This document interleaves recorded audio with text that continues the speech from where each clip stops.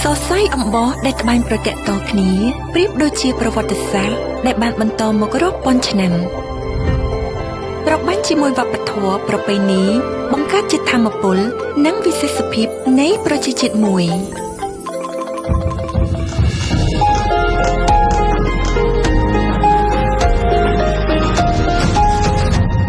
ដូចជាសំឡេងនៃចង្វាក់បេះដូងដែលលោតរំដំរួមគ្នាលើកស្ទួយគេដំណើរមរតកបេតិកភណ្ឌអរូបី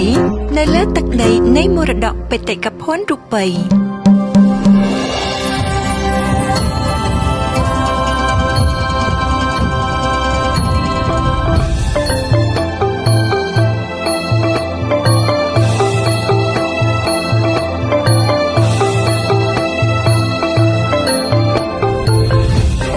អង្គរសង្ក្រាន្តរងចាំស្វាគមន៍លោកអ្នកនៅលើទឹកដីសៀមរាបអង្គរជាមួយស្នាមញញឹមសាទរសង្ក្រាន្តឆ្នាំថ្មី